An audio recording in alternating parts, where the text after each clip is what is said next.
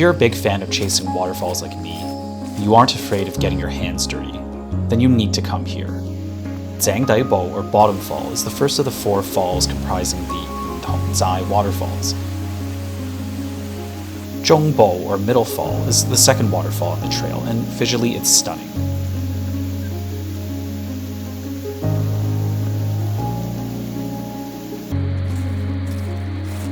Zhubo, or Main Fall, is Hong Kong's tallest waterfall, boasting a 35-meter drop from top to bottom.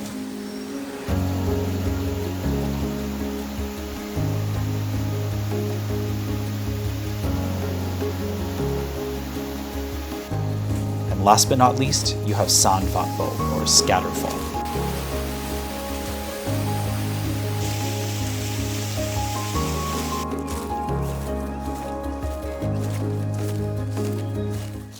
Little Hawaii Trail is also home to some pretty nice waterfalls itself, and the history of how it got its name begins with the story of a Canadian man's failed business venture.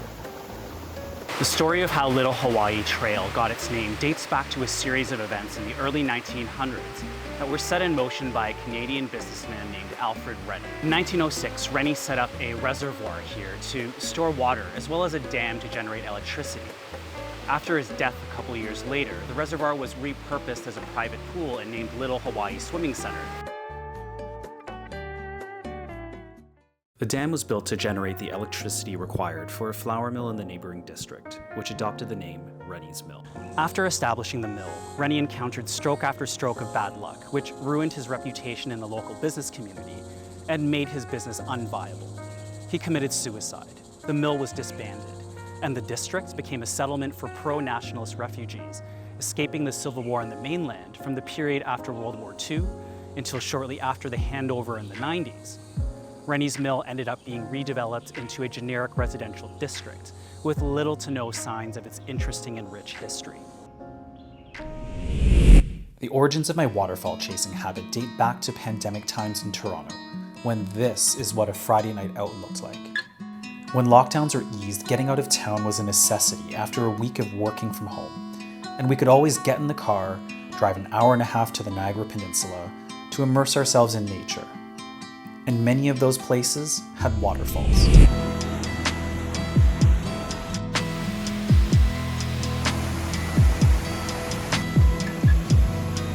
Whether it was a snowy winter day, a rainy spring morning, or a perfect summer day, we were out there. And while I can't replicate the post-hike winery lunches of our hikes in Canada, in Hong Kong, there are trails that pass through villages whose local residents operate what's called a xidao, or a store, an often makeshift facility that's part convenience store and part snack bar. 燒賣魚蛋係2溝要啊好30蚊要唔要辣要好唔該 Curry fish balls and doufu fa are foods that I was introduced to in Toronto, and having these classic snacks at a rest stop in the middle of a hiking trail is still a uniquely Hong Kong experience. Back in the city, my journey to explore my family's roots in Hong Kong continues, after exploring Saiwan and Samsui-bo. I'm headed to Tsatsi Mui, just east of North Point.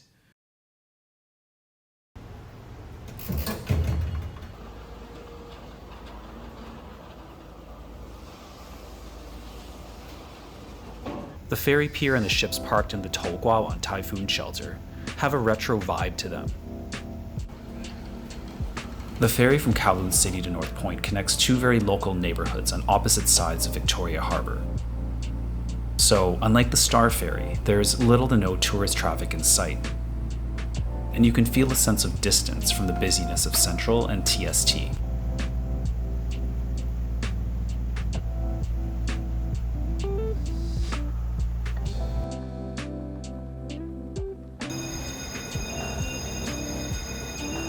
There's an entire row of stalls selling fresh seafood on the right side of the arrivals hall, where you can buy anything under the sun. Up to this point, I was feeling pretty optimistic about the prospects of finding the Hong Kong of old.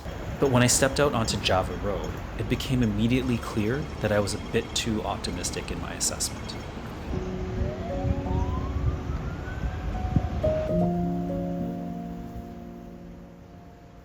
The original public estates in the area, Model Estate and Healthy Village, are still standing, as are many older industrial buildings. But everything else around them is different. From the commercial buildings and their ground floor specialty coffee shops, to the luxury car wash and Aston Martin service center.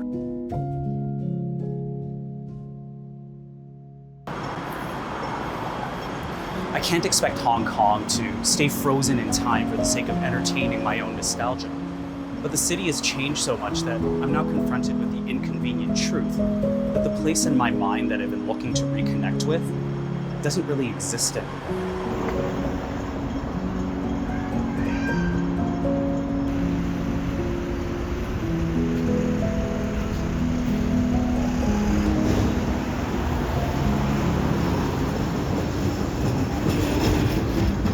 I think it's hard for Hong Kongers who never left home to understand both how much the identity of those who did leave remains tied to their home city, and why second-generation kids have an interest in preserving their cultural heritage. 多倫多唯一間學校提供一個廣東話證書課程嘅。 The journey of working and living in Hong Kong feels like time travel to a future in which the vintage of Hong Kong culture I was raised in is considered retro and old school.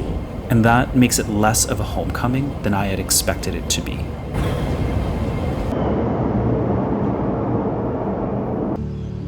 There's a quote that says you can't go home again, and it refers to the idea that places and people are constantly changing, and nostalgia can make us over-idealize the past rather than seeing how things really are in the present.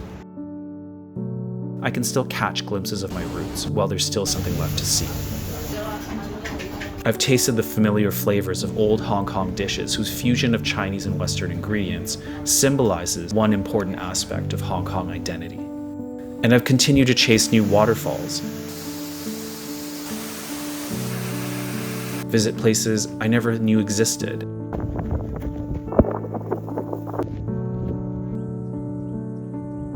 share my love of nature with my loved ones, and pay homage to my fellow countrymen.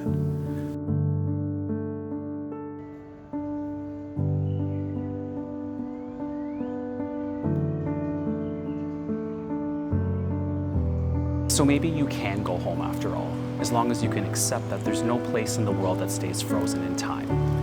I've learned that large overseas communities of Hong Kong immigrants like Toronto are time capsules of the city's past, and there's nothing like moving from one and living in Hong Kong itself to bring the point across that it's changed and it'll continue to change.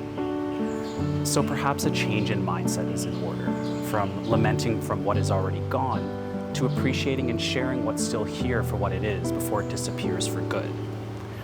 Food for thought, I guess, until the next time. And until the next video, bye for now.